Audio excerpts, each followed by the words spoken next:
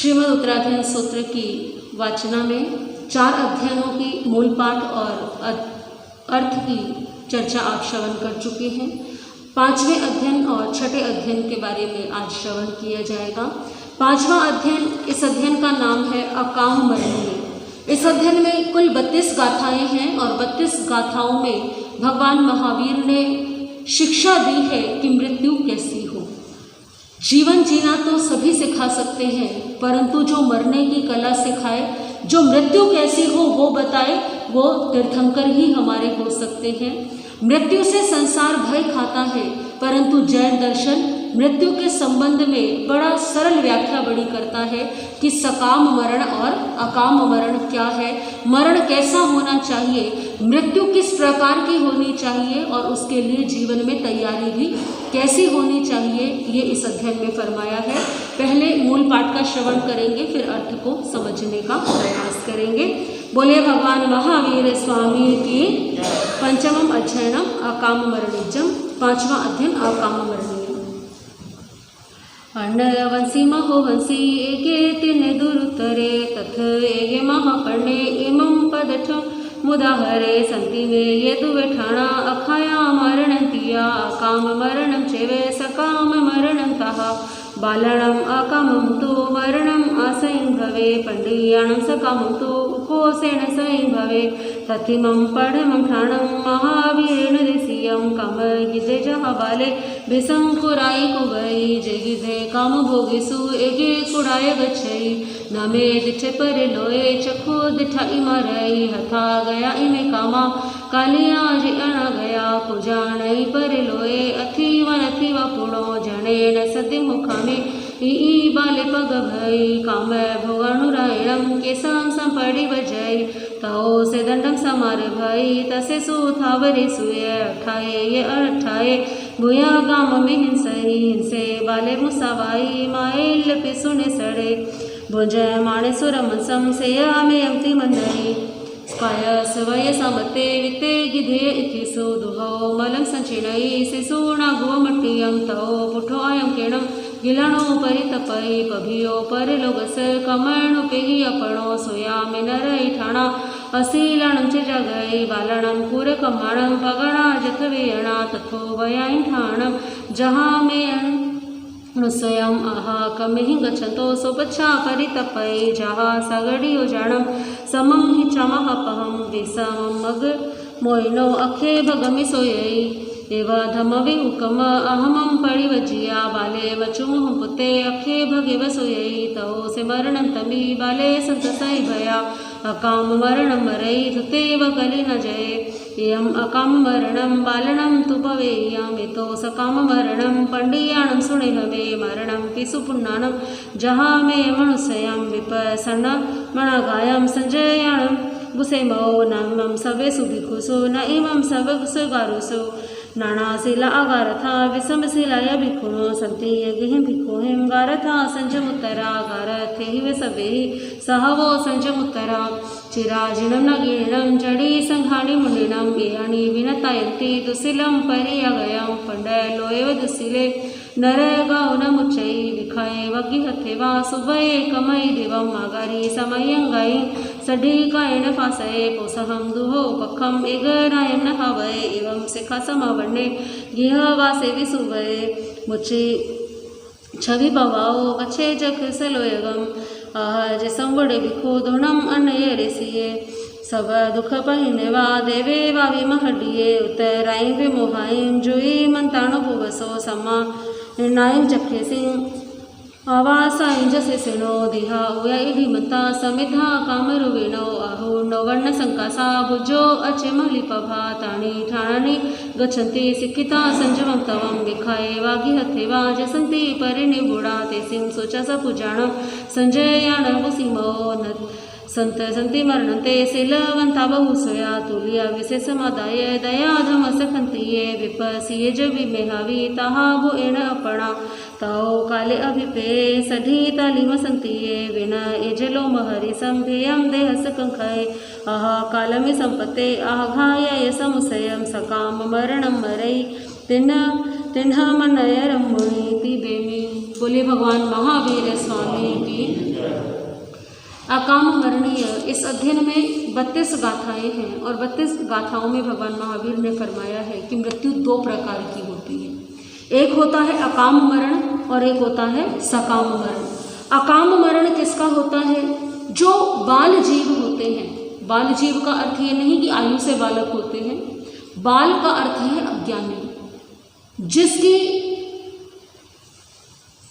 आयु बढ़ने के साथ भी जिसके ज्ञान में वृद्धि ना हो, उसे क्या बालक के समान ही कहा जाता है।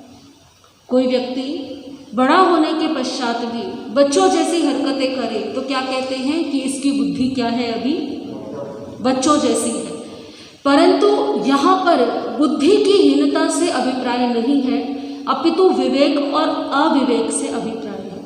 यदि जीवन में धर्म नहीं है, जीवन में विवेक नहीं है, तो ऐसे व्यक्ति को भगवान महावीर ने मूर्ख अज्ञानी नहीं कहा, अपितु क्या कहा है? बाल कहा है। तो बाल मरण ऐसे व्यक्ति का होता है। बाल यानी कि जो अभी संसार में उलझा हुआ है। जैसे एक बालक का खिलौना टूट जाए तो बालक क्या करता है? रोता है, चिल्लाता है, शोर करता है। बालक के लिए उसकी जो काल्पनिक दुनिया है, जो खिलौनों का संसार है, वही क्या है? सत्य है।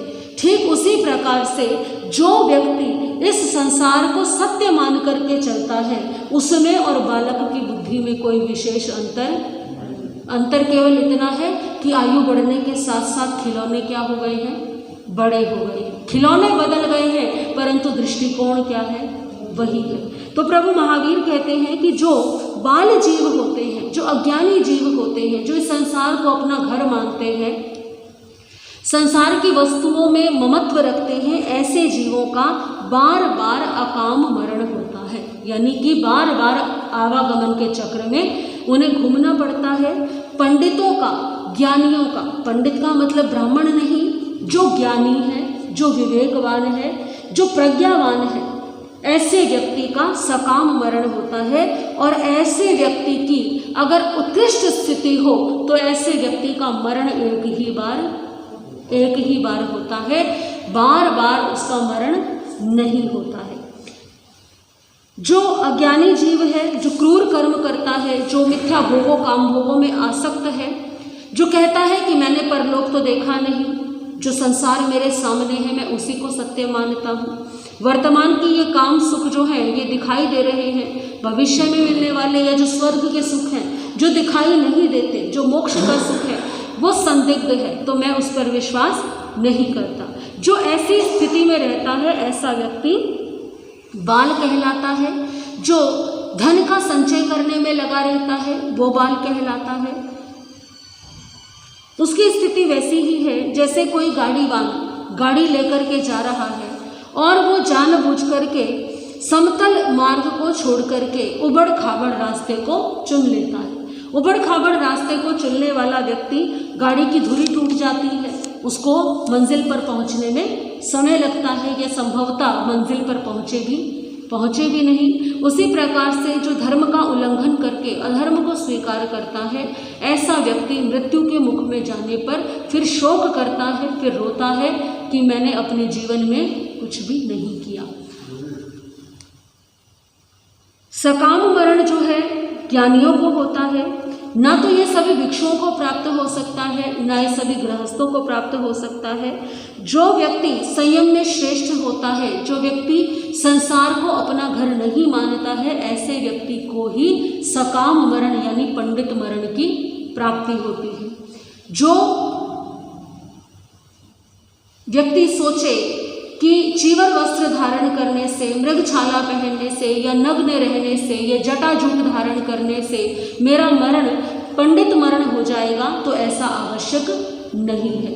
पंडित मरण का अभिप्राय जो है वो जो शरीर से नहीं, शरीर की क्रियाओं से नहीं, अपितु मन की आभ्यंतर स्थिति से है। जो श्रद्धावान है, धर्म का आचरण करता है, धर्म शिक्षा से रहता है, संयमी है, सुव्रती है, ऐसा व्यक्ति ही पंडित मरण का अधिकारी होता है। भगवान महावीर ने फरमाया है इस अध्ययन के अंदर कि भिक्षु हो या गृहस्थ हो, जो हिंसा से निवृत्त हो जाता है, संयम और तप का अभ्यास करता है, ऐसा साधक सकाम मरण को प्राप्त होता है। बाल मरण और पंडित मरण की परस्पर तुलना की है और प्रभु ने ये संदेश दिया है कि साधक पंडित मरण की जो है अपनी दृष्टि रखे। पंडित मरण ऐसा नहीं कि जीवन भर जो है संसार में आसक्त रहे और अंतिम समय में पंडित मरण हो जाएगा, ऐसा नहीं है। पंडित मरण के लिए पूरे जीवन की तैयारी होती है, तब किसी साधक को पंडित मरण की प्राप्ति होती है। जब कोई साधक, जब कोई व्यक्ति अपने जीवन का त्याग करने वाला होता है, अपने देह का त्याग करने वाला होता है, उस व्यक्ति के चेहरे पर यदि उस समय शांति के भाव है, खिन्नता के भाव नहीं है, तो इसका अर्थ क्या है कि उसने अपने जीवन में धर्म का पालन किया है। और यदि खिन्नता के भाव है, बेचैनी है, तो इसका अर्थ क्या है, उस व्यक्ति को अब अंतिम समय में चिंता है कि मैंने जीवन में कुछ भी नहीं किया। तो जिसका सकाम मरण होता है, ऐसा साधक जो है उच्च गति की प्राप्ति करता है। और यदि भाव अधिक उत्कृष्ट हो तो हो सकता है कि केवल ज्ञान को प्राप्त करके मोक्ष की प्राप्ति भी हो जाए। अकाम मरण वाला यानी कि जो बाल मरण वाला व्यक्ति है, वैसा व्यक्ति नीच गति का अधिकारी ही बनता है। तो हमें ध्यान रखना है कि हमारा जीवन कैसा हो, हमारे जीवन की तैयारी कैसी हो, पंडित मरण की तैयारी हो। ऐसा ना हो कि जिस क्षण मृत्यु आए हमारा मरण कैसा हो जाए, बाल मरण हो जाए। तो सभी का पंडित मरण हो, मृत्यु की कला इस अध्ययन के अंदर भगवान महावीर ने फरमाई है। छठा अध्ययन, इस अध्ययन का नाम है शुल्लक निग्रंथीय। इस अध्ययन में कुल 18 गाथाएं हैं। 18 गाथाओं में बड़ा संक्षिप्त सा अध्ययन है। इस अध्ययन में निर्ग्रंथ शब्द का अर्थ बताया गया है। निर्ग्रंथ कौन होता है, कौन से ग्रंथियों से मुक्त होकर के निर्ग्रंथ बना जा सकता है, जो निर्ग्रंथ होता है उसको क्या प्राप्त होता है, ये सब बातें भगवान महावीर ने इस अध्ययन में फरमाई हैं। पहले मूल पाठ का श्रवण करेंगे, फिर अर्थ को समझने का प्रयास करेंगे। बोलिए भगवान महावीर स्वामी की। छठम अध्ययन खुड्डाग नियंठिजम। छठा अध्ययन क्षुल्लक निर्ग्रंथीय। जावंत अविजा परिसा सवेत दुख संभावा लुपंति बहु सुमूढ़ा संसारमि अनंतय समीख पंडिय तम्हा पाए पास जाई पहे बहु अपना सच में से जा मितिम भुए सुकपय माया पियनु अभया बच्चा पुताय ओरसा नालम ते ममतानाय लुपतन सकमुणा य मठं संपेहाय पासे समीय दंसने छंद गेहिम से नेहम चे नकंखे पुवसंथवम गवा सम्मणि कुंडलम पसवो दासपोरुसम सवमेयं चैताणं कामरो विभविष्यसि थावरं जंगमं चैव धनं धन्नं अक्षरं पच्च मानसिकं मेहिं नालं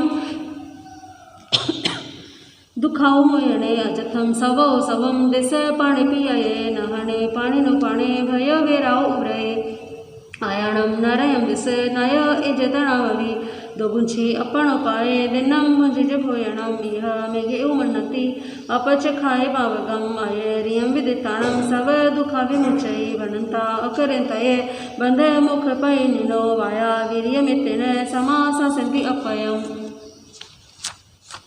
नचिताताये भाषा कौ विजाणु शासनम विसन्ना पावकमेहिं बाला पंडियमणिनो जेके शरीरे सत्ता वर्णेरुवे सवसो मनसा कायवखेणं सवेत दुख संभावा अवर्णादिह मध्याह्नं संसारमि अनंतरे तम्हा सवदि संपस अपमतु परिवय बहिया ऊर्ध्वमादाय नावकंकिकयायि पुबकम खयठाये इमं देहं समुधरे विवेच कमुणुहेयं कालकंकि परिवय मायं पिंडस्य पाणस कड़ं लधूण बखय सन्निहिं चनकुवेजा लेव मायाय संजय पक्षी पतम समादाय निरख्यवो परविये एस मनासी उलजो गामे अनियो चरे अपमतोपमते पिंडवायंग विषये एवं से उदाहु अनुत्तरनानि अनुत्तरदंसि अनुत्तरनांदन संधरे अरहारणाय पुत्रे भगवान वेसालिये विहाइये तिवेणी।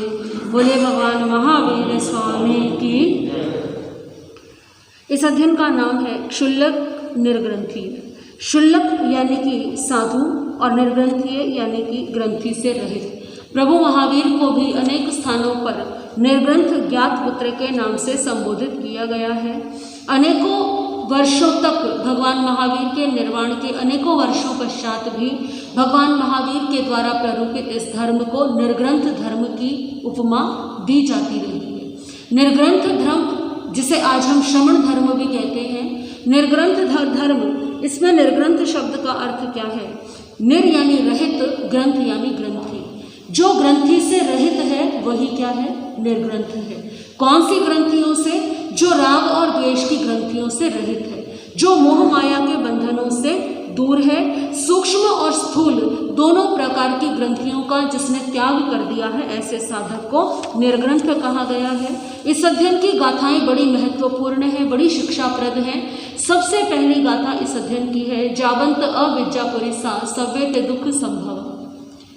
इस संसार में जितने भी अविद्यावान पुरुष हैं, जावंत अविद्यापुरी सा, जितने भी अविद्यावान पुरुष हैं, सव्यते दुख संभवा, उनको सब प्रकार के दुख संभव हैं।